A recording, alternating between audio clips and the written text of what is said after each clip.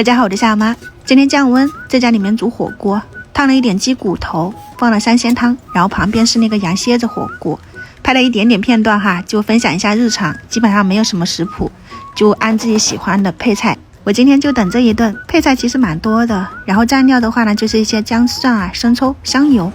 剪了一点之前去江西玩的片段，凑一下时长。然后的话呢，第一站我就是去了这里看一下，大家一起沾一下财气。去的时候人很多，尤其是这个街边的拌莲藕哈，大家一定要去试一下，真的很好吃，就是那种有甜甜辣辣的，然后白糖糕、胡根、水煮，还有油条包麻糍，我是一下子吃了2个的，还有这个皮蛋馄饨啊、炸香蕉、南昌拌粉，就是我基本上就是早餐都是吃的这个了，还有鸡蛋肉饼啊、皮蛋肉饼、热豆浆、玉米馍馍。瓦罐汤真的百喝不腻，明天我也要试一下，真超多人哈，吃饱喝足到处走一走。我们明天再见啦，拜拜。